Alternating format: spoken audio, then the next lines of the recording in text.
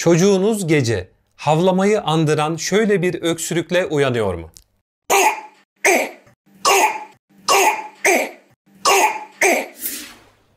Alo doktor bey, biliyorum telefonda muayene etmiyorsunuz ama ben çok korktum. Benim çocuk öksürürken havlıyor. Evet, bildiğiniz havlıyor ya.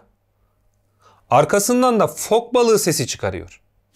Bunun sebebi kurup hastalığı olabilir. Kurup halk arasında yalancı difteri veya akut larenjit olarak da biliniyor. Kurup genellikle gecenin bir yarısında hiçbir uyarı vermeden başlar. Semptomlar genellikle geceleri daha ağırdır ve genelde 3. gecede en ağır halini alır. Kurup hastalığının belirtileri ve semptomları 4 gün sürebilir. Bununla birlikte öksürük 3 haftaya kadar devam edebilir.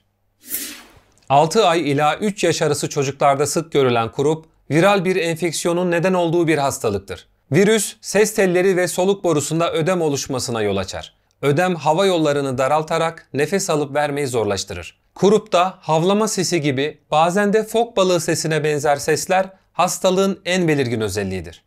Öksürük ve nefes alma sırasında sesli tiz bir ses vardır. Biz buna stritor diyoruz. Haydi şöyle bir dinleyelim.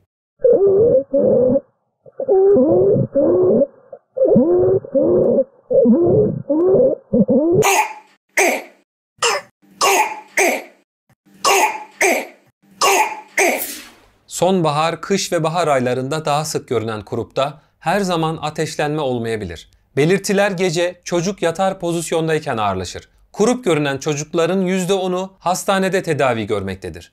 Kurup, hasta olan kişinin öksürmesi veya hapşırmasıyla, havaya çıkan damlacıklarla ya da direkt temasla bulaşır. Çocuğu sakinleştirmek, temiz ve serin hava almasını sağlamak çok önemlidir. Sakinleşmeyen, özellikle anneler, panik sebebiyle o an çocuğun da bilinçaltına işleyerek çocuğu da panikletir ve çocuk daha da kötüleşebilir. Soğuk havalarda pencereyi açıp 10 dakika nefes alması sağlanabilir.